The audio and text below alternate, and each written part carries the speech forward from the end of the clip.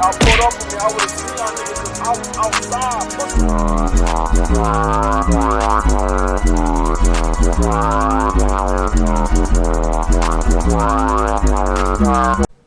Main goal this Sunday was to see the Rams still have a shot at the 1 seed. Thank God we got a side quest. That was that almost every game in Week 18 would have some sort of meaning. One game definitely doesn't, but we already knew that, so yeah, but unless the Rams game goes crazy, we're probably going to have 2 games that don't mean anything. But we still got a lot of playoff stuff to talk about, guys. Let's get the play of the day rolling. Allen thinking deep, launching deep, taking a shot. It is held on to it, caught! He put his hands up in the air and pretend like he was catching the ball. He's been on a bunch of different teams, and nobody could say a bad thing about this guy. Ward in trouble. And ripped it away. Young on the return.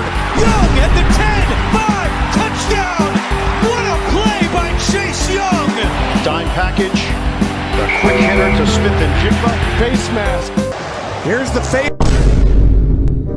route. Mahomes would be screaming, oh, Patrick Mahomes. In trouble. Ward lost the football. Ward gets it back and now throws it to the bottom of your screen. Burrow looking that direction. It's Ford. Expose him. Expose him. Inside the 5. See if those big clubs came up with it. Oh, no, big man. Looking to the end zone, and it is incomplete. Incomplete and no flag. You blew it. Pulled off the upset. Most of any quarterback. Now, 4th and 10. Pressure. Allen gets rid of it. His little slip for first down. Oh, beauty to Johnson. Here it is. Touchdown, Buffalo. Allen looking to throw. Pressure throws. Incomplete. They ask you how you are, you just have to say that you're fine, and you're not really. To the end zone. Clock is expired. Williams keeps the play alive. He's looking. He's got to get rid of it. Retreating. He throws. Incomplete. It's over.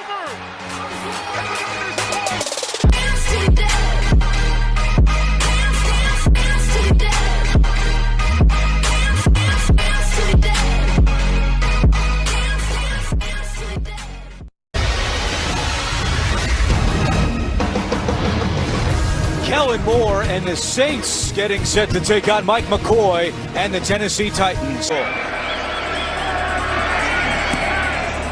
Smith's kick, leaning left is no good. Ward looking deep down the field for DK. He's got him. He's got a wide open Okonkwo. Chigo Okonkwo inside the 20, stays on his feet. Okonkwo, wow! Without it. A lot of time coming off the clock. Ward to the end zone, wide open touchdown. Eligio Manor in the NFL. Trying to change that here. Shuck looking end zone, touchdown! Olave! That's a red zone touchdown. Ward scrambling, throwing deep on the run, looking for Kinsey. Kinsey's got it! Cam Ward on 3rd down and 9, spinning away. Chase Young's there, Granderson's there. Ward gets away, throws, and it's caught! Oh! Chuck rolling right, directing traffic, now throwing, he's got Johnson down there. Jawan Johnson reels it in, and he's still not on the ground. Johnson cuts back at the... It's open on the check down. Oh, what a move! Pettis! Oh my goodness! Then he fumbles! Ball loose! Saints think they have it! Chuck, pump fake, now looking deep. Olave down there, he's got him! Olave down the sideline, turning on the Jets! Looking for Austin in the end zone. Austin got it! Touchdown! And that's the first NFL touchdown for Kevin Austin. Estimate. Bounces off a bunch of tacklers. And there he goes! Estimate! Touchdown! 10 passing. Chase Young coming off the edge. Ward escapes. Ward in trouble. Ward throws. Spears caught it! There it is. Ward in the pocket, steps up, throws, and Eligio Manor has it. And with that, what is going on, guys? Welcome back to the NFL. Please like and subscribe. Hope you guys all enjoyed a pretty light Sunday. We only had 10 games of football, but I'm being honest with you guys with how busy I was yesterday. I'm gonna happily only have 10 games, but we have 14 next Sunday. Again, it's the last Sunday of the regular season next week. It's surreal. It's already there, but I'm honestly, guys, I'm ready for these playoffs. To be honest with you, unfortunately, the Rams will be a road team this playoffs. I mean, I don't think they've ever won a playoff game. They have, but I don't know if they've ever done any true damage as a wild card team. We'll see. Again, they should be able to this year. But anyway, we'll talk about this over the week.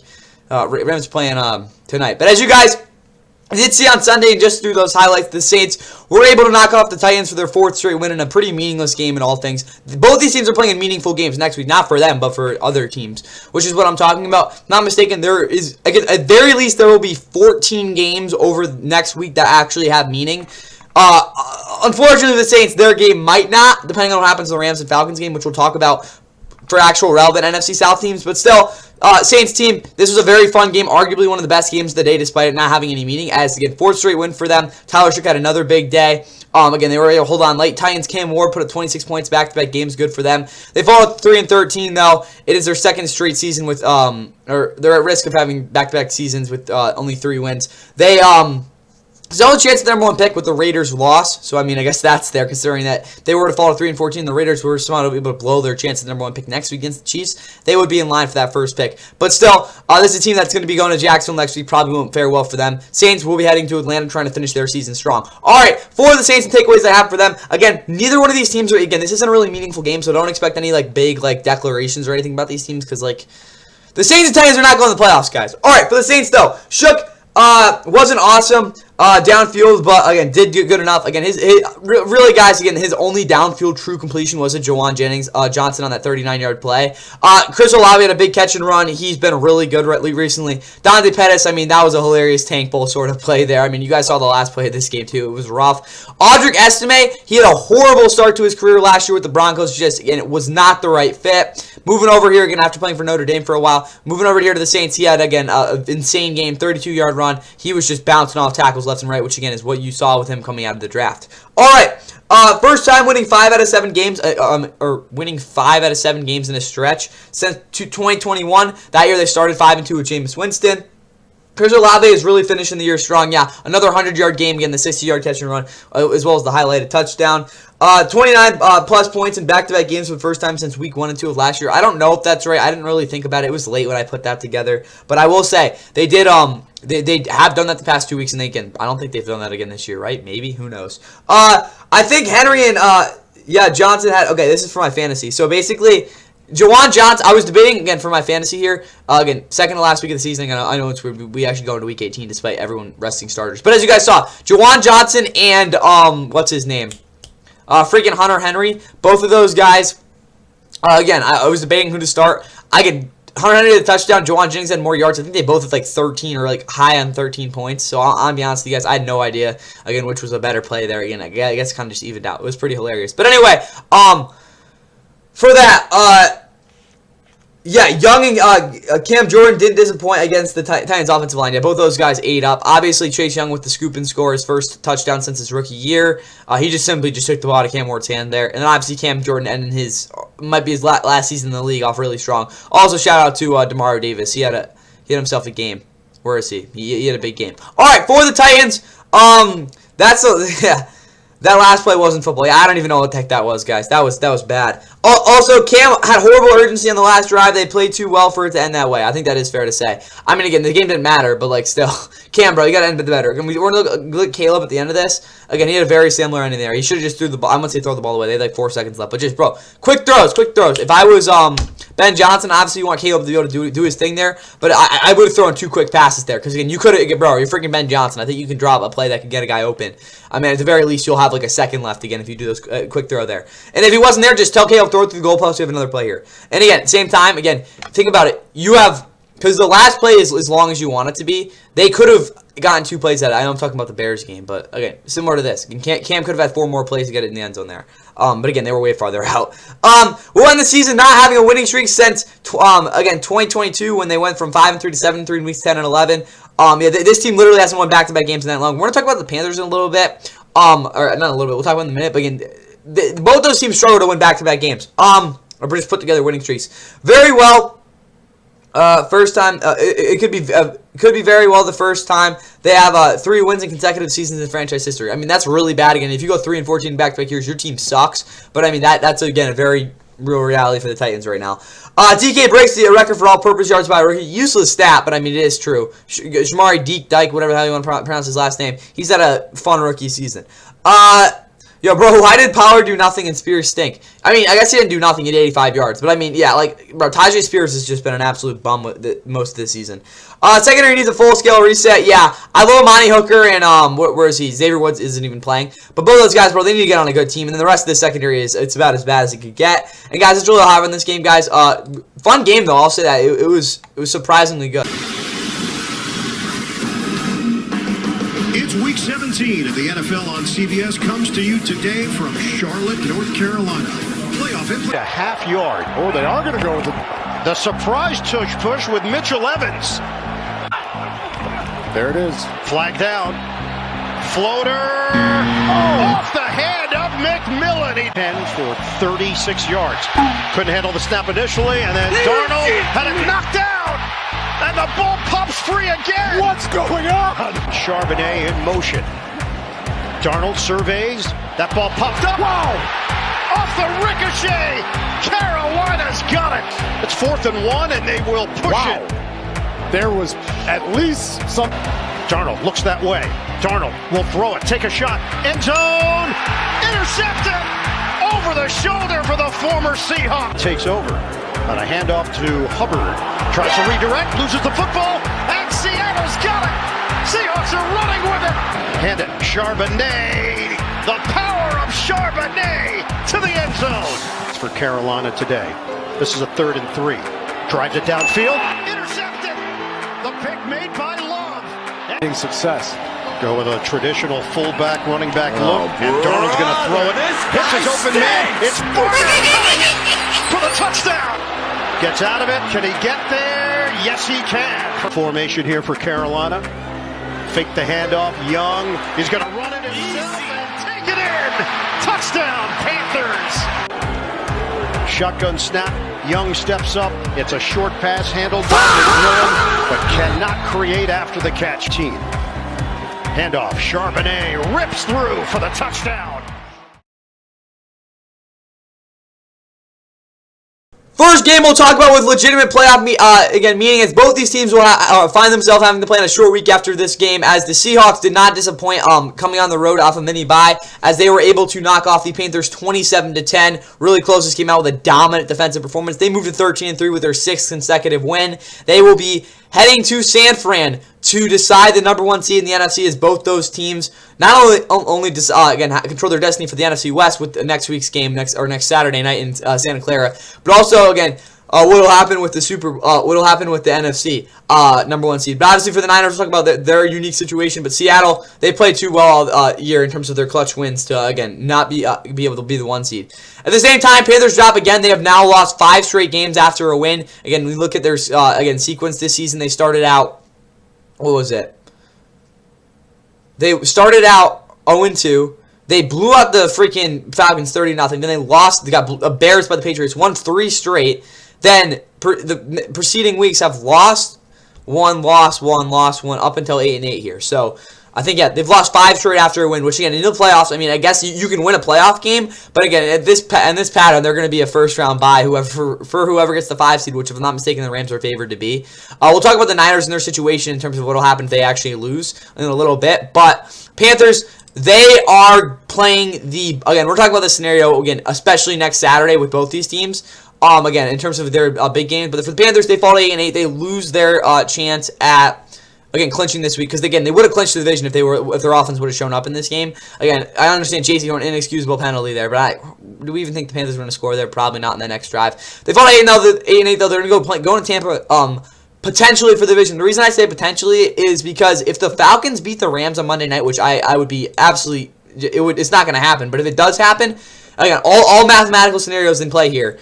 If the Falcons beat the Rams and then they beat the Saints in Week 18, the Panthers game doesn't matter. And you might ask, why is that the case? Well, the tiebreaker for common opponents right now favors the Buccaneers. That's why they can still win the division. But if Atlanta would to end the season the same record as the Bucs and Panthers, due to the tiebreaker shifting, the Panthers, even if they lose that game against the Bucs, again, if the Falcons finish 8-9, win their last 2 games, they'd already win the division. So I guess technically, even if they would have lost to the Bucs in Week 18 on Saturday, again, they kick off Week 18 on Saturday, the Falcons, if they win again, if they beat the Rams and they win on Sunday, that win doesn't matter for the Bucs. The Panthers would already be in. And guys, again, the NFC South is by far the worst division in football. It's pathetic. Again, I'm not gonna act like the AFC North has been very good this year, but miles ahead of this division. But again, the fact that Panthers can literally lose a game for the division and still make the playoffs is insane. I just want to put it out there because again, I talked about it earlier this week, even though it was much less likely than it is now. That's just, again, I want to throw that mathematical possibility. But at the end of the day, it's a win and end the game for them next week. And again, they're going on the road. We'll see if they can figure it out. For the Seahawks, though, again, like I said, they control their destiny next week versus the Niners, as the Niners do against them. But takeaways I have for them, your defense is really good against bad offenses. Yeah, the Panthers don't have a good offense, guys. Again, you saw what the Niners did to them back in Week 12. I'm not ignoring the fact the Rams got torched by them. I understand that. But still, this defense, again, bad offenses, they just completely feast on. Ties the record for wins in a regular season from that 13. They have a chance to break it next week, along with a lot of other things. Also, under Mike Macdonald, they're 7-1 this season on the road. They're trying to get to 8-1 this year. They've only lost two road games under Mike Macdonald in this 2 years as head coach. That was in Detroit back in Week 4 last year in Monday Night Football for their first loss of the season. And then this year when they lost to the Rams in Week 11. All right, now, run game has shown dangerous for progress in the last 2 games. Obviously, the game against the Rams, that was a big part of their win. Maybe not late, but again, earlier in the game. And then, obviously, this week, it was the main part of their win in terms of their offensive production. Jason goes off for 291 yards next week. So, some record, I guess. He'll reach 2,000 receiving yards. I think he needs like 250, if I'm not mistaken, to tie the record. Honestly, guys, I mean, at this point, with what we saw from Puka Nacuna last week, I wouldn't even be surprised if he does it, especially against that Niners defense. Red zone offense has come along, again, as the season has become more crucial. Yeah, I mean, what did they go? They went 3 of 6, I understand, in the red zone in this game, but again, it's been a lot better, again, as the season's gone along for this team. But again, not especially in this game, just wanted to mention that. Also, it's their 6-game winning streak, longest since they should have run it. Yeah, I know that's insane. People haven't again realized that, but this win marks their longest win streak since that game against Tom Brady. Barner has been utilized a lot better yet. Where is he? AJ Barner had a touchdown, big time game from him. Now for Carolina. Takeaways I have for them. Bryce was so bad, but I'm not going to crap on him because he's still a good quarterback. I mean, I'm not going to say he's a good quarterback. He has played like a good quarterback. We'll look at his stat line probably for the preview and predictions next Saturday. I mean, he's had a wild year in terms of stats. He threw for 450 yards in a game this year, guys. Don't forget about that.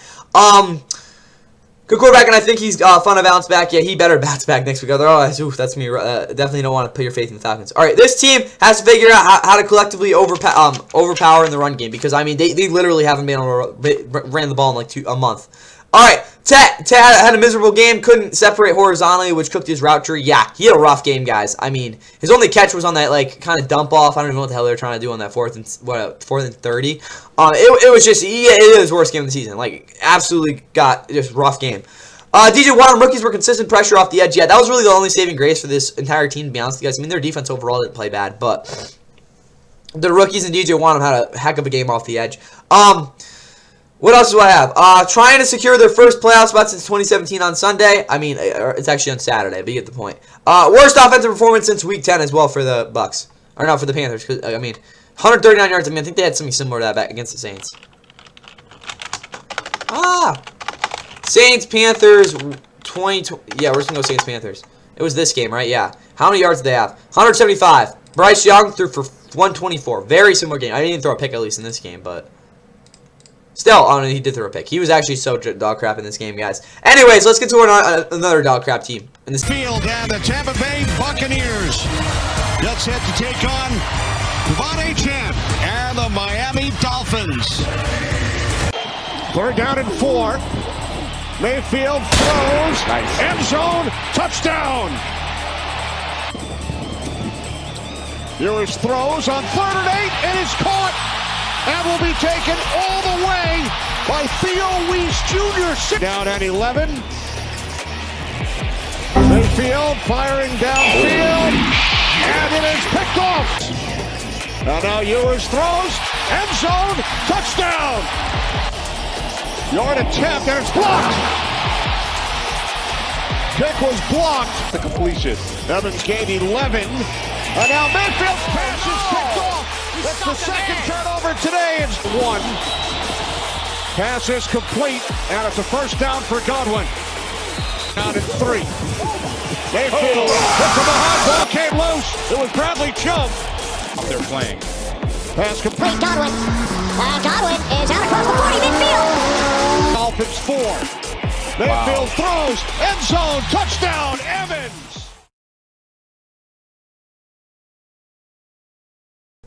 And the Dolphins spoil their tank as the Bucks. I mean, again, I already talked about this on Saturday. Was that when I dropped the predictions? Something like that. About how the Bucks can still win the division without even winning this game. If I'm not mistaken, they still have like a 50. Yeah, they have a freaking 50% chance to make the playoffs. What the hell? But in some insane way, a team that will have a losing record will technically still have a shot at winning a playoff game or making the playoffs. This might be the worst team, at least in terms of the trajectory they're on, that I've ever seen in terms of their playoffs. Again. Likely because again they're freaking 7-9, guys. Like, you got to be kidding me. I will say their team isn't terrible. That's really the only reason this game was close. The coaching job in this one was about as bad as it could get. Todd Bowles, I talked about this like 4 years ago. He should have been fired after the Bucks stunk in 2022. But again, 2023 they were moderately successful in terms of again their overall, because they did win a playoff game that year. Last year was kind of disappointing with the wild card game, but again the Commanders were again pretty good that last year, and they had again kind of an underdog story. This year though, I mean, there's no excuse, guys. This team is just they're not. I don't even say they're so far from like 2023 or anything like that. This team just really hasn't been like a legit contender under again Todd Bowles here, and like he's not a good coach. What else am I gonna tell you? And even then, like his defense didn't show up in this game either. Like what else am I gonna say, guys? I mean, I understand they only give a field goal in the second half, but still, like what was this? Bucks still fall to 7-9. They'll be hosting the Panthers technically for the division. They're gonna be watching that Falcons game though, because if the Falcons win, that game against the Panthers might not even matter. Just talk about that. I'm not going to exhaust you guys on that. Bucks, pretty simple. They got to win anyway. Dolphins are 7-9 now. Again, they could, I guess, finish the season 8-9. No one really cares. They're going to be playing in Foxborough next week for, I mean, a non-meaningless game for them. Meaningless game for them. That's basically all you need to know on them. But anyway, for the Bucks, takeaways I have for them in this game. I mean, there's not too much I really want to get into with them, but this team is dead. If they get in somehow, they'll be, again, a first-round bye for whoever plays them. Rams. Anyway, though, next thing, Chris Godwin, garbage time, catch kind of saved his stat line. Yeah, I guess. And J-Mac was good. Yeah, Jalen McMillan, bro. Heck of a game. Chris, again, very similar to what we saw, was it? Jesus. It was Bucks 2024. Is that gonna be it? Yeah, it felt like this game, because J-Mac, he didn't have a great stat line, but still, that's what this game felt like. But yeah, again, 59-yard garbage time catch for Chris Godwin. Obviously, Mike Evans with a touchdown on that play. Chris Godwin had a touchdown early too. Anyway, though, they ran the ball 13 times. You're not going to win games when you do that, guys. Like, I don't know what the heck you're trying to do. Tristan Wirfs had a good game, but to what extent does that matter when the rest of the offensive line doesn't show up? Yeah, it was a rough performance there. I will say Baker didn't really help things with how he played, but still, that was definitely an issue in this one. First time that for the Bucks they've lost losing season since 2022. Again, they still made the playoffs. The year got thrashed by the Cowboys. That was like the Brett Maher game where he missed like 4 extra points. Also, they've lost 8 out of their last 10 games for the first time since 2018. Again, they went 5-11 that year. The defense is trash. Horrible zone discipline, and safeties simply didn't do their job. Several quarter looks had Winfield way too shallow. Yeah, I don't know what Antoine Winfield was doing in this game. Whatever it wasn't right, because half of the coverage looks that I saw, and I charted off of their play sheet, just again wasn't even like remotely what it should have been. Again, from what I've seen in past games. Yeah, third straight season with four more game losing streak. 2023, I think what were they, like 3-1? They were like, then they went to 3-5. Last year, I think they were like 4-2, and they went to 4-6. This year, it's like at the end of the season, so I don't know what's going on there. For the Dolphins, any takeaways I have for them? Again, there's not really that many, but for the Dolphins, Quinn looked like an NFL quarterback. Yeah, he had a live arm in this game. That's really the big observation I have from him. A lot of his throws were just very well paced and very well placed. Paced and placed. That's an interesting one. No big runs, but the offense was able to function a lot smoother with this running game. Again, like I said, it wasn't very fancy, but it worked. And again, Jalen Wright got 5 carries for 56 yards. I mean, that kind of tells you how it went. Who in God's name is Weeze Jr.? I've never heard of this dude. Did he? I'm gonna say, Mizzou. What the hell? Who is this dude? Who are you? He had a 63-yard touchdown. Yes, but like, who is this dude, guys? I have no idea who this guy is. He played. freaking play for Oklahoma. What the hell? He's actually like, bro, this is final boss. I'm sorry, bro. This guy's actually final boss. Yeah, bro, he played college football in 2019, bro. Like, that's actually insane. He is final boss for a rookie. But anyways, yeah. I guess he had a 63-yard touchdown. He was that wide open. I think he's like a special teamer, too. I have no idea. Never heard of that dude. I mean, I think I have. I haven't heard about him in a while, though. I don't know how Cedric Wilson was still around. Yeah, I was just shocked he was in the field. He had a catch in the Big 2-5. Bro, this guy hasn't been relevant since 2021. Again, didn't they give like a decent contract like in 2022 to come to the Dolphins, and he just hasn't really done anything? I don't know. D came to play. Love the wins and dominance from the edge rushers. Yeah, again, great game from these guys. Obviously, Bradley Chubb led the way, but I mean, just overall, it was a very well-incorporated pass rush in this one. Well-coordinated. Rasul Douglas was also fantastic. I loved how he played. I hope he stays in this team next year. I don't even know. Someone signs him because even though he's 31, he's having one of the better years of his career. Maybe the best since maybe 2022. If I'm going to, again, really put a date on that. But anyway, yeah, Bucks, you guys suck. If the Jets have their way today, they could cause some chaos in the AFC East as the Patriots and Drake May seek their first division title in 6 years, and they're still in the hunt for the over blocking. May, fake, throw, back of the end zone. It is a touchdown for Austin Hooper. Stevenson the carry, West over the block. Patriots with a second touchdown drive. Cook floats it. It is Mitchell. It is picked off. Staying in bounds was Hawkins. Under some pressure, launches for Diggs. Looking for the Moss. He got it. May got a man. It's Stevenson. It's a touchdown. May's 9 for 9, and the Patriots are rolling. May pumps right, looks left. May have to take off and will for the first down. And May inside, it's Diggs, it's a touchdown, and that catch is worth $500,000 too. May will climb, May will throw, he's got Henry, Henry's got the touchdown. The red zone machine strikes again. And they'll deliver it back to McNamara, and it is a pass for McNamara, his first in the NFL, and if it's held out to, it's a first down. Yell is a rookie. Another fake punt. This time it's a snap to Isaiah Davis. This time the Patriots will not be fooled. May on the rollout, on the move, throws to the end zone. It is caught for the touchdown. Brady Cook steps up, throws across his body to Williams, who tries to lunge ahead, but he looks to be short. Williams was just shy of the marker, and Moragalis. Get some talented players. Here we go. Breece Hall. Taking it all the way for a Jets touchdown. It's been a rough go. They are faithful in this town. Brady Cook, end zone, looking for Rucker. Alright, one of the bigger blowouts we've seen this season, the Patriots were able to clinch the AFC East. Not because they won this game, but again, in part because they won this game, as they knocked off the Jets 42-10. Again, Drake May was out by the third quarter as they blew the door. Again, this just wasn't even close. Moved to 13-3 now. Again, big time win. They were going to finish the season undefeated for the first time since 2018. They did win the Super Bowl that year. Just keep that in mind. But again, anyway, it's their first AFC East championship since 2019. And they hopefully will be resting their starters next week if I were them, because I don't really see how they get the 1 seed, but I mean, I guess it's still possible. Jets still fall 3-13. They had the worst month, maybe the worst month of December in NFL history. I mean, again, I think there were definitely teams that had like really bad months, again, earlier in the season, like past teams in like past years, but this December for the Jets, who is about as bad as get. Anyways, they fall to 3-13 though. They'll be heading to Buffalo and again help the Bills again commemorate their awful stadium. Guys, the Bills stadium sucks. I'm sorry. But yeah, the Bills again, if you come after me if you want to. But the Bills have their last home game in Orchard Park next week. But anyway, again, we look at this playoff thing. The Patriots right now are the 2 seed. They need a Broncos loss and a win to clinch the 2 seed. If they do, clinch the 1 seed, which will give them a first round bye. Even then though, if they were not to play their starters in Week 18, the farthest they could fall was the 3 seed. And, like, let's be honest, guys, we want to see the Bills and Patriots in the wild card. I'm just saying that. But, again, they can go anywhere from the 1 to the 3 seed, and if they just win, if they win, they guarantee themselves the 2 seed. That's what I'll say on the Patriots. Well, again, for takeaways for them, though, y'all know it's good with you can rest your starters halfway through the third quarter. I hate to say it, but it looked like, oh, yeah, also, guys, this game just in general reminded me of Tom Brady when he played the Jets late in the season when he was, again, when they were, like, just, like, a really good team. Because, guys, like, this was, like, every single Jets-Patriots game. Like, it was just an absolute blowout here, like, at least late in the season every single time. Like, just not even close.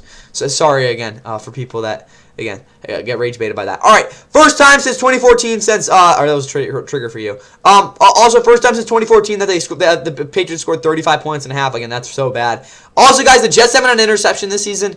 Again, I hope Josh won't even play next week probably, but again, if he does play, again, the Bills, I don't even know, but the Jets would be the first team in NFL history to never have an interception in the season. I don't know if that's right, but it probably is. Who knows? Also, if Vrabel is still in Tennessee, I just wanted to put this out there. They probably wouldn't be fighting for the first overall pick in back-to-back years. Yeah, again, it's insane, bro. Why the heck did they fire him? Drake did whatever he wanted. First 5-touchdown game for a Patriot quarterback. I kind of put that in the highlights statistic since 2017 versus Texans for Tom Brady. Diggs had a field day. Also, again, do you play your starters next week? Again, schedule permitting, which it doesn't permit because I don't know why the hell the Broncos and Chargers are playing at the same time as the Patriots. I'm going to say, oh yeah, because they want to see them simultaneously. No, if I'm the Patriots, I'm pissed off. I want the Broncos and Chargers before our game because again, then you can make the decision on who you want to play. That's just me though. Finish. I already talked about that. D could have not shown up, and also again, great run defense in the Breece Hall touchdown. For the Jets, I don't even care, guys. This team sucks.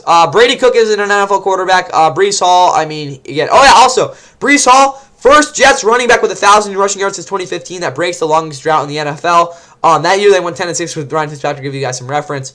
Also, Jets system again milestones for them. Only 5th 13 loss season in franchise history. Also, to be fair, this team was 5-12 last year. Again, they should have won 4-3. They should have lost 13 games, but again, they won a tank game versus the Dolphins in Week 18. That's really the only reason they went 5-12 and not 4-13. Also, they went 0-4 in December. They didn't win a single game. But again, this is the biggest thing. The Jets lost every game in this month by at least 23 points, and overall their combined point differential was minus 107, which is the worst for the month of December in NFL history. That is actually insane. It might be any month actually. There's no way that's true, but we'll see though. Yeah, Jets. Again, just keep kicking, guys. And the Cincinnati Bengals hope to close the season strong with a 2-game end-of-year homestand starting today against Jacoby Brissett and the Arizona Cardinals. Easily in motion, the other side it goes to Chase, steps through a tackle at the 10, spins at the 5, Chase diving for the goal line, touchdown Cincinnati. Oh, it is Pirine, a little jump cut, and he's in for a Cincinnati touchdown. Some leverage and some yardage, and then on that one right there, that was a little bit too easy. Extra point is no good. Brissett, clean pocket. Wilson is open, and Michael Wilson up the sidelines. Inside the 10, fighting his way down the sidelines. He is in. 4-man rush. Burrow steps up. Pressure comes down. He goes. It's Calais Campbell. 7. Burrow to the air, to Chase, to the end zone for the touchdown. 3rd down. Burrow looking for Higgins on the sideline. He's open and he drops it in beautifully. Being one. On 1st down, Chase Brown to the goal line, dives across for a Cincinnati touchdown. And this time Brown is in his 2nd rushing touchdown Today. 4th and 5. Brissett with time surveys the field and he finds Weaver. Xavier Weaver down to the 30 on 4th down. Here it comes. Brissett in trouble. Ball deflected in the air. McBride leaping for it. He makes the catch, but he's Bengals during the course of the season. Brissett under pressure again, steps away, throws for McBride in the end zone, and it's an Arizona touchdown.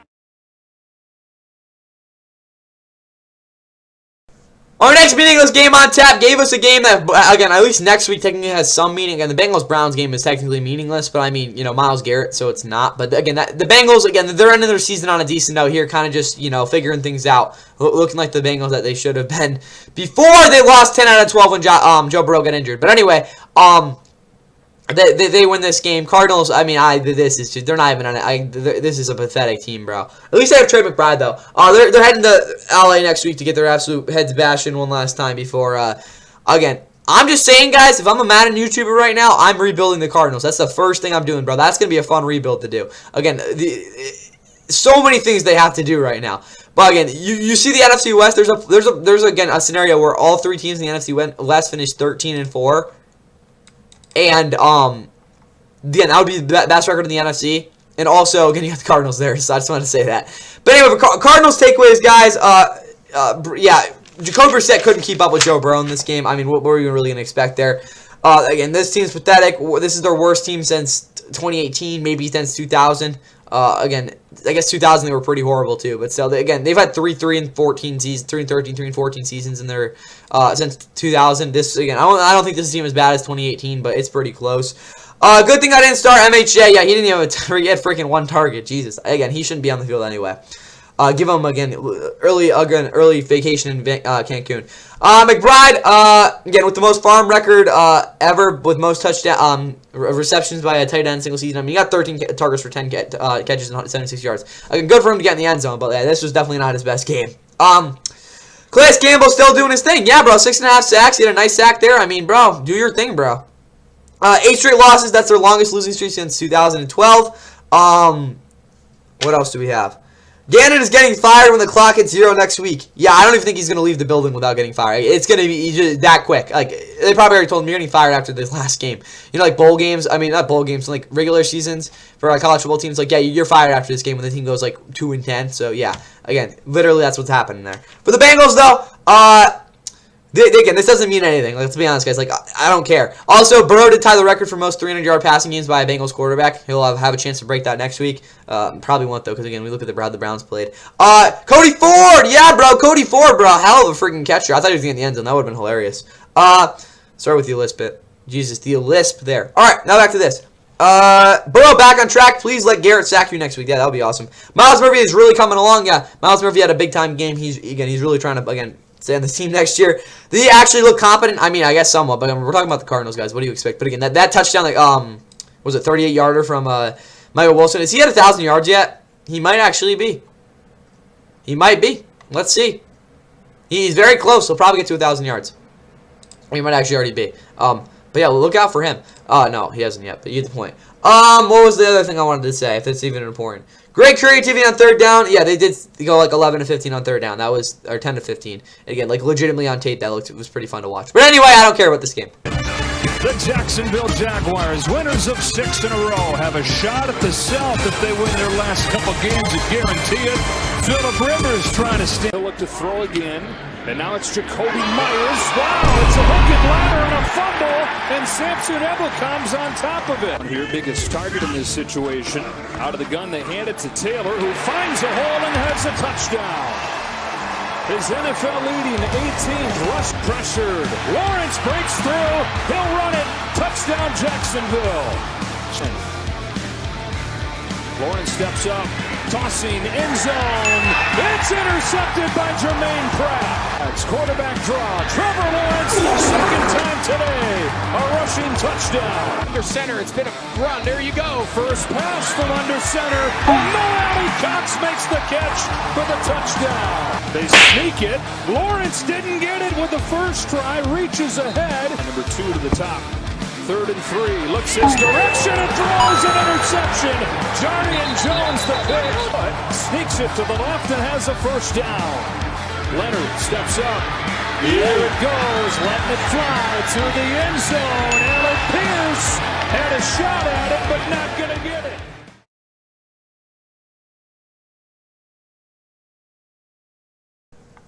And the Jags get closer to, again, their AFC South title, as we might have just seen the last snaps of Phillip Rivers officially in the NFL, unless the Colts start out 15-0 next year, get it.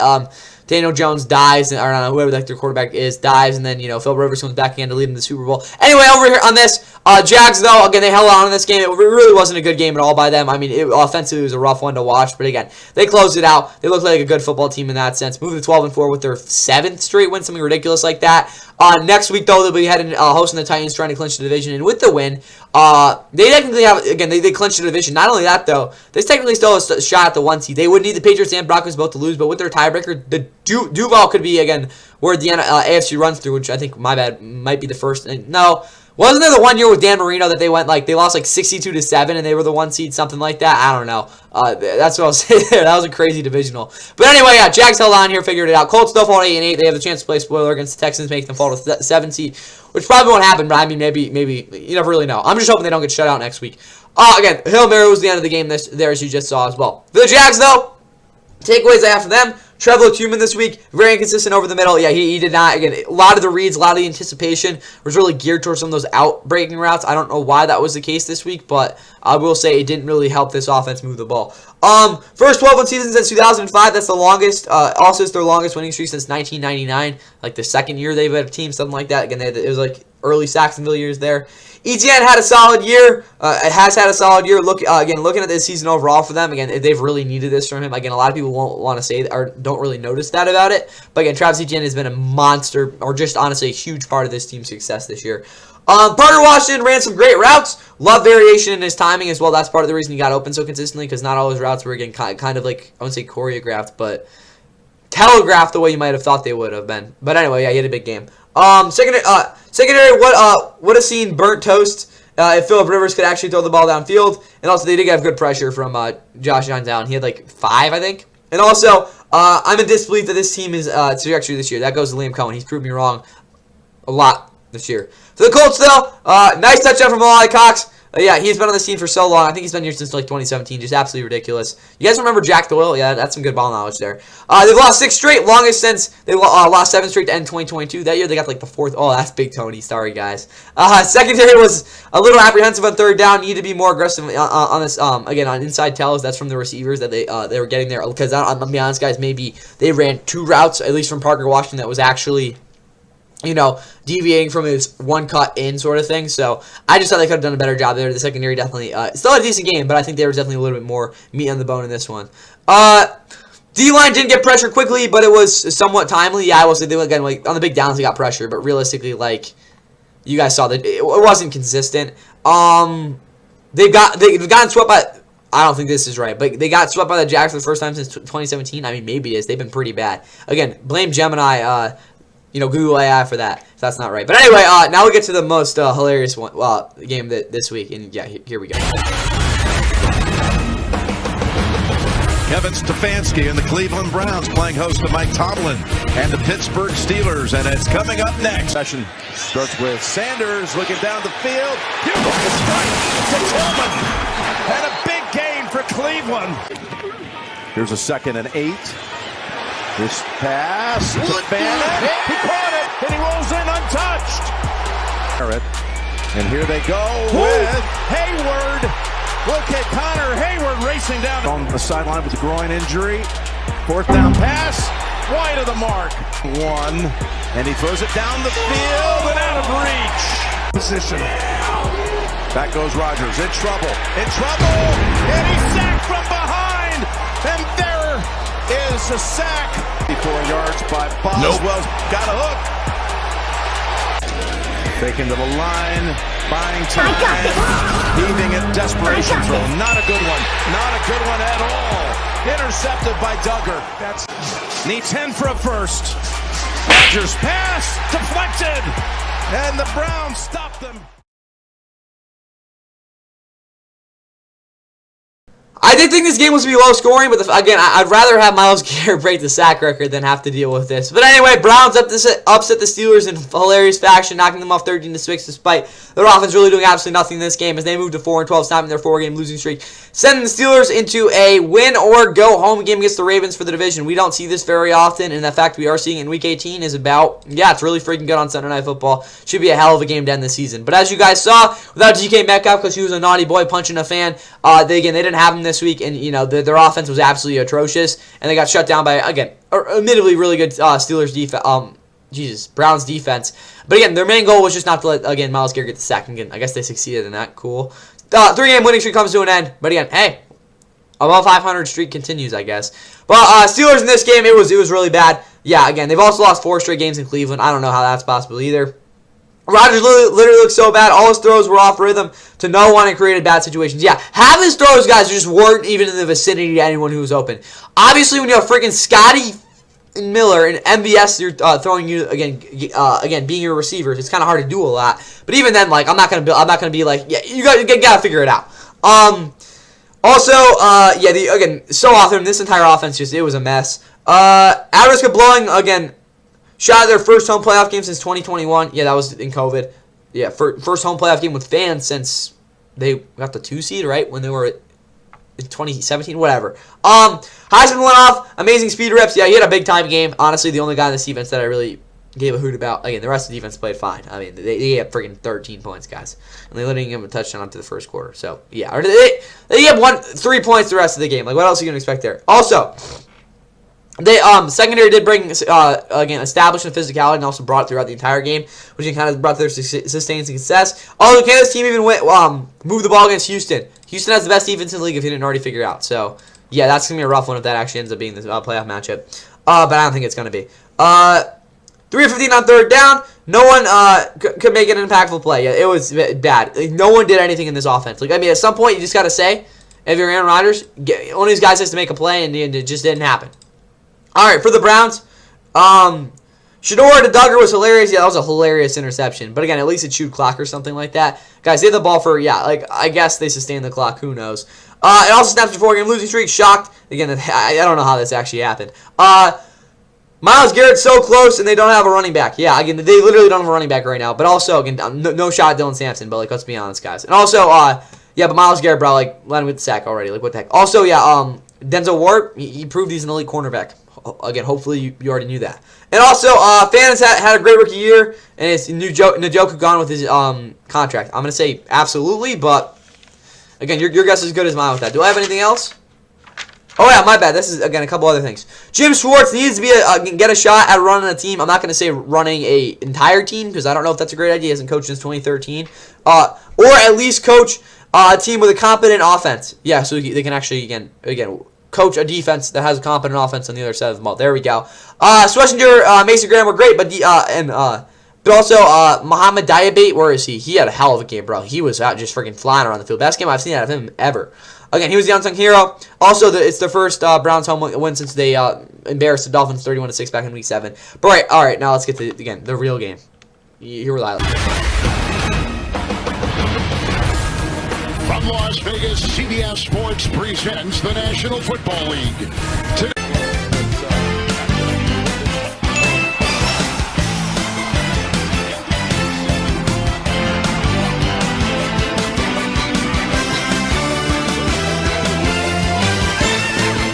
On the play, and they take it in. Touchdown! Shortest ever to get 1,000 yards. Not the shortest among. There's the design. There's the quarterback for 6 inside the 35 is what they need, and they got it. Mayer, the tight end, found the gap. Belton will bring him down on the move.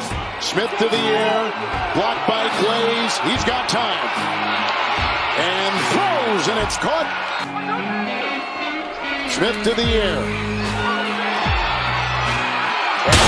For the touchdown. Tyler Lockett finds a gap, has some room, being chased.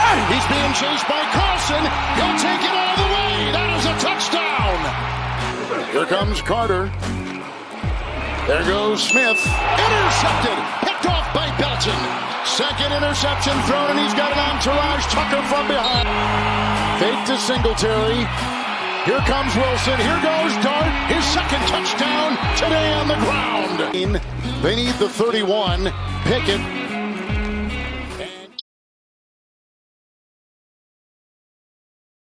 And the Raiders take care of business as they are just a loss away from clinching the #1 pick against the Chiefs next week. But again, that's why that game's meaningful. Don't tell me I'm wrong. Giants still fall at 3-13. Shoot, that is another game that doesn't have any meaning. Damn it. Yeah, because they can't get the #1 pick now. They literally can't. They pulled last year again as they, at least last year they beat the Colts 45-36. But they blow out the Raiders in this game. It really wasn't even close. They'll be playing the Cowboys next week. So damn it, there's 3 games that don't matter. Yeah, I'm actually low-key selling with that. But anyway, the Giants in this game, again, they're not going to be, teams are going to be resting starters, though. For the Giants, though, first road win of the year. That's insane. It's also the first road win since Week 5 of last year. Pretty insane. Just overall. Again, I really wish they would have lost this, because, again, you want to get the #1 pick, right? Also, Wando Robinson, does he have 1,000 yards? I don't think he has it just yet, but he has a chance to get it next week. That's why that game's meaningful. There we go. I found a reason it's meaningful. All right. They did run the ball. That was something. Tons of pressures. This game reminded me of last year versus the Saints. Oh, no, versus the Colts, yeah, when they had 45 points and eliminated them from the playoffs. That was pretty funny. Guys, I don't care. Freaking Dexter Lawrence played like an actual elite player, and next week, I don't know. Raiders. Honestly, guys, there's no way they were actually trying to win this game. Because, like, I love the Giants, bro, but there's no reason that any team should be losing this bad. Raiders are, again, one of the worst teams we've seen in the past half decade. But, like, seriously.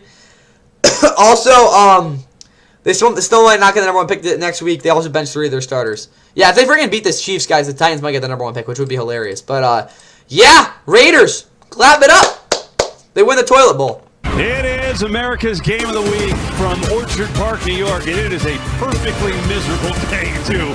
What a game as the 10-5 Eagles take on the 11-4 Bills. Some time. Lets it fly. Going deep. Has a man. It is caught. Brandon Cooks on a bomb. Away from Carter. And now more pressure. He needs some milk. That ball is loose. They're going to play it out, and Philadelphia's going to recover. On the play fake, Hurts, lofting end zone, caught! Touchdown, Eagles! Blitz is coming. Allen has it blocked up. Now gets hit as he throws, taking a shot deep in. Oh my God! Goal, it's Allen. Needs it. In trouble. Allen, can he do it? Tries to take it. He is short. Can't find it at once. See if he takes off here. Turns way around. Now he's in big trouble. Allen is sacked. Monster loss. Center here is going to just push him forward. That'll work. Allen is the end. Touchdown, Buffalo.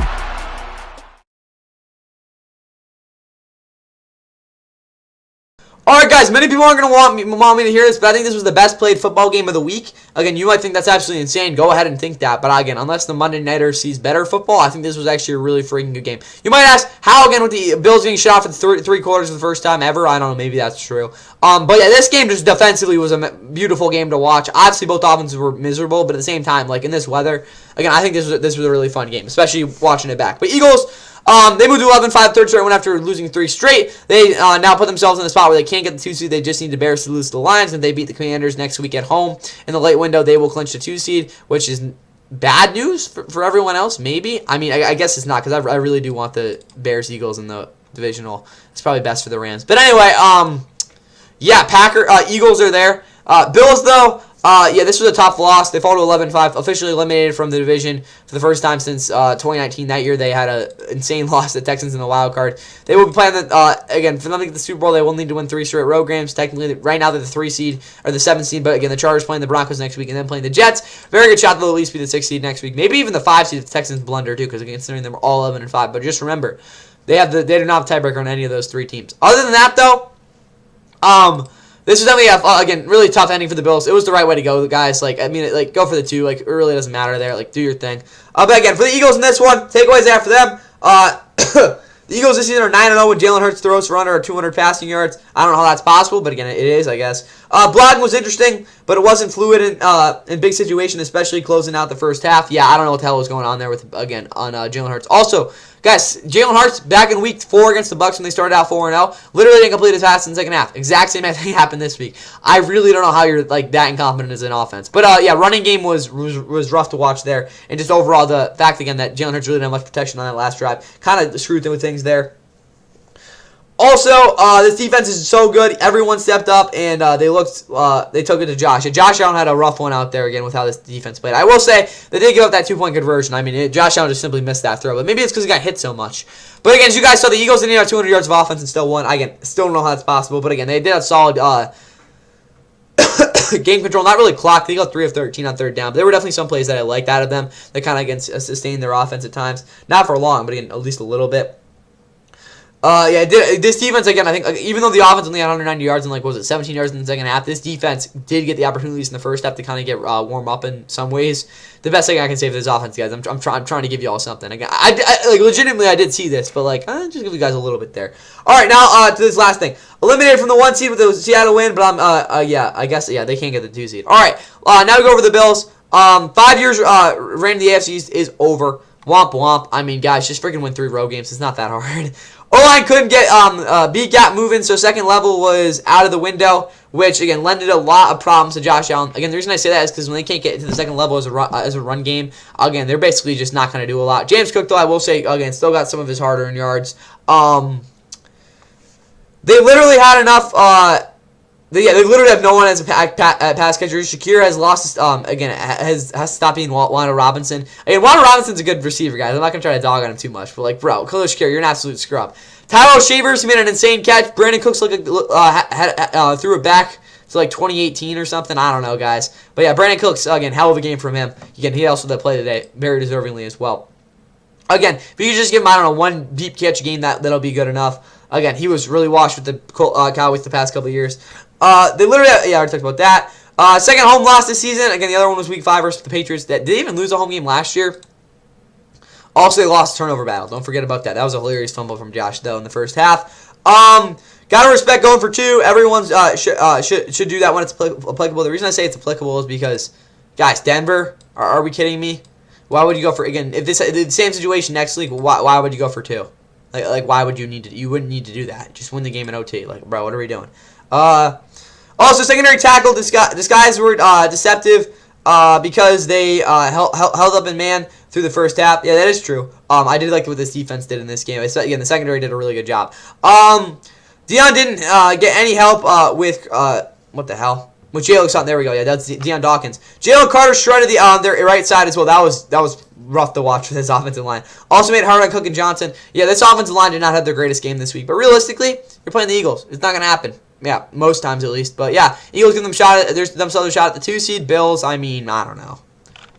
Finish the year strong. See y'all in the playoffs. I don't know. Also, their last home game ever at Orchard Parks next week.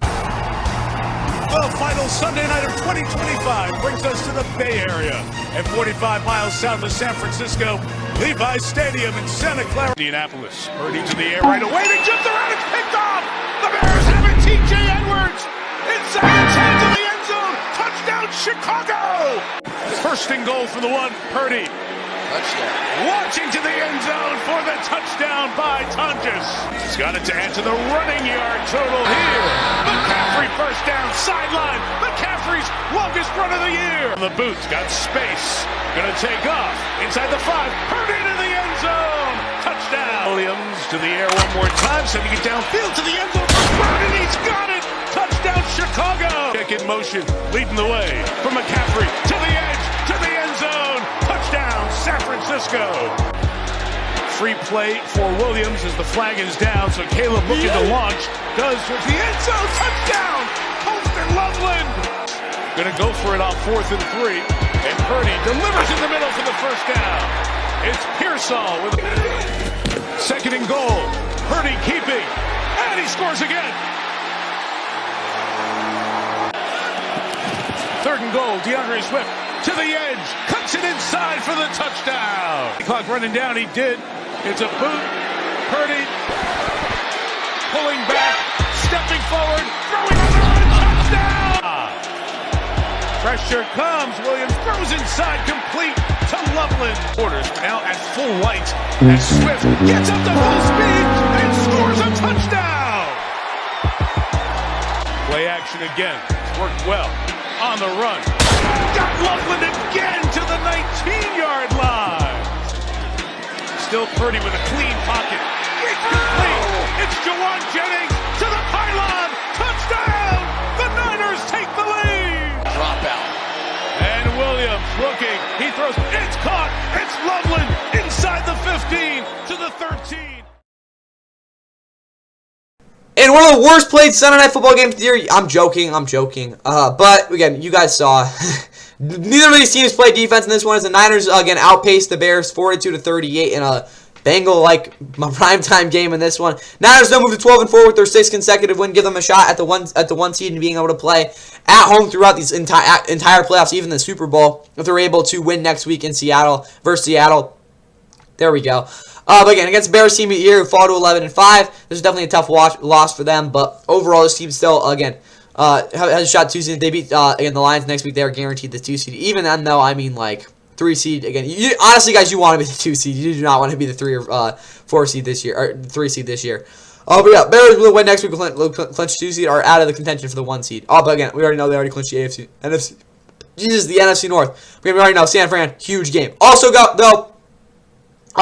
We'll get on the Bears takeaways. Again, the Niners, again, I want to talk about them in terms of, again, the aftermath, that they aren't able to take care of business next week. Or not business. That's just a monster game. For the Bears, though, Caleb Williams, if I'm not mistaken, is at 37-30. If he throws for 270 yards next week, he'll be the first Bears quarterback ever to throw for 4,000 yards. That was a bold prediction by a lot of people, and looks like it'll be possible. But, guys, I'm going to be honest, guys, even if Caleb Williams goes out there and wins the Super Bowl and looks like pulls off like a Joe Flacco playoff run from 2012, I honestly already have my mindset on where he's going to be for tier rankings next year. I'm just saying. But anyway, for this Bears takeaways, concerns over this defense blew up in their face in this one. Yeah, obviously they had a pick 6 early, but other than that, this defense got absolutely shredded. They had absolutely no presence as pass rush. Austin Booker, I don't even know how he had a sack. He got I don't think he won once, and that's literally from what I saw. So, like, freaking the chips in their heads for ESPN's pass rush win rate isn't going to help them out there. Montez Sweat, though, I didn't see him get any significant penetration, really, because he got double teamed and triple teamed Myles Garrett out there against the Steelers, but still,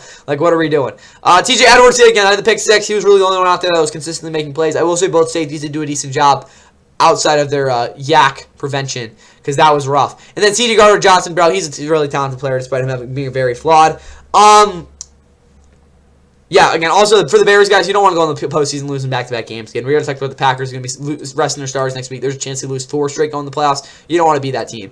Caleb just missed so many layups, and it didn't even, again, it's not even his footwork or timing. Bro just can't hit the brown side of a barn. But that's what I saw, honestly, guys. I mean, there were definitely some issues with his mechanics. Really, honestly, probably it is his mechanics. But, bro, again, even when he had his feet set, some of those throws, again, everything was right. His throw was still off. The timing was right. Just, what are we doing? Yeah, this one would turn into a track meet. Again, no run game yet by either team. I mean, the freaking Niners ran the ball, but the Bears did not run the ball. So just keep that in mind. It was a track meet. But honestly, I was impressed that they were able to pick it up. Yeah, again, I wouldn't say they kept up, but they definitely picked it up in this one. Luther Burden sighting, yeah, he had a freaking monster game. What the hell was this? Crazy cool, but like, what? Yeah, Lovin had his best game since he won. At least receiving. I'm not going to act like he's been a bad blocker all year or anything like that. But yeah, big game from him. I want to see Ben Johnson try to control the clock. They never do that. That is one way, or they do need to find other ways to win, because obviously you saw this one, that this wasn't a way for them to win. But yeah, defensively wasn't it. For the Niners now, I'll talk about their playoff outcomes in a little bit. But for the Niners, CMC best game of the year. Actually had explosives in the run game. Yeah, that 41-yard run, by far, if I'm not mistaken, the longest of his season. He had 6.1 yards per carry. Anyone who says he should win MVP, do it in your own world, bro. 6-game winning streak, longest since 2023. They went from 5-3 to 11-3. They got the 1 seed that year. Also went to the Super Bowl. Keep that in mind. Also, again, the guys. Jennings is the best wide receiver on the team, but happy to see Pearsall have that impact. And Brian Robinson, bro, where's he been? Like, I actually have no idea what happened to Brian Robinson. Like, bro. What? He's been on this team? Wait, he actually has been. Bro, I literally have just not noticed Brian Robinson as the backup. He's been healthy, like, literally the entire season. Like, I'm sorry, guys. I literally had no idea he was on this team. Well, let's see if this loads up. But, bro, I actually had no idea he was on this team. Yeah, he's literally played in every single game. What the heck? I mean, he's been the backup, obviously, but, like, what?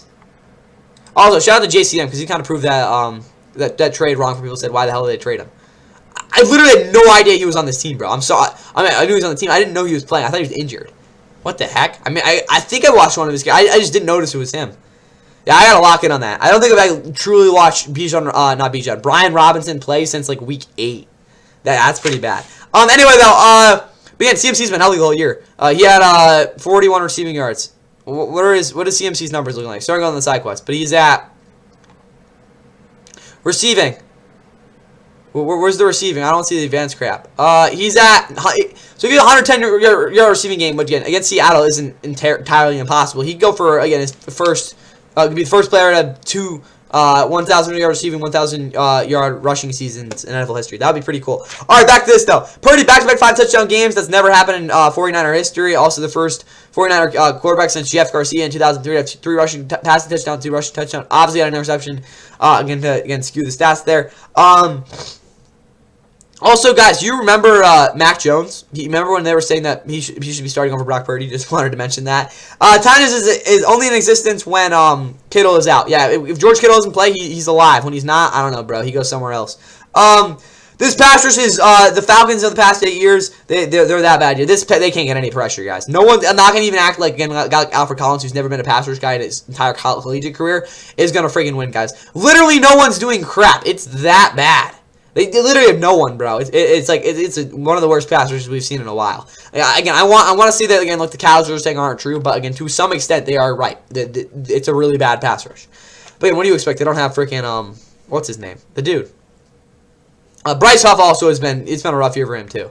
But and Keon White, bro, yeah, both of those guys, bro, like big. Those should be those are by far their best. Even 3 techs on this team, bro, and they're just crap in the bed this year. There's a lot of reasons for it. Again, the athleticism is a little off from what it was a couple really last year, but Jesus. And then Bryce Huff, bro, he's like one of the more efficient pass rushers we've seen in the past 10 years in terms of a season in 2023. And then like, bro, what is he doing this year? All right, back to this though. Tanny Bethune is being asked to be Fred Warner. He is not Fred Warner. Yeah, that's really fair fair for him there. Play for third, 1 seed since 2019 on Saturday. That is true. They get a chance to their third 1 seed since 2019.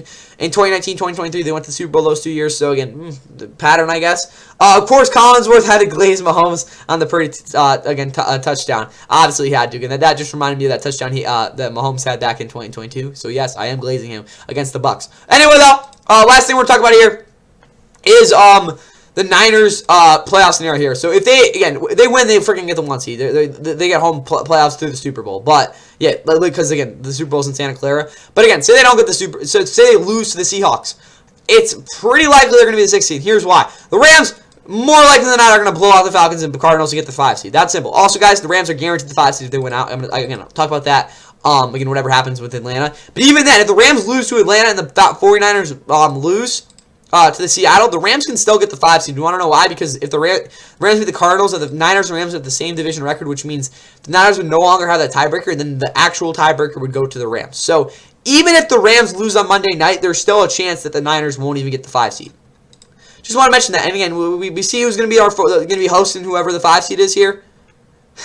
I think we know where we want to be here. But anyway, that's all I have for you guys here. Also, guys, the Seattle again would technically get the 5 seed too. Again, it'd be crazy they did the 6 seed. So all I got for you guys here. Hope you guys enjoyed all these Sunday games. I'll see you all for the Monday Night Football recap tomorrow and talk more about these playoffs. Again, the Falcons game again could mean something next week. But again, we got a wild week 18 ahead of us. Yeah, hope you guys enjoyed your Sunday. Keontae George with the basketball. Inside 10 seconds to play. George to his left. George runner lane, got it.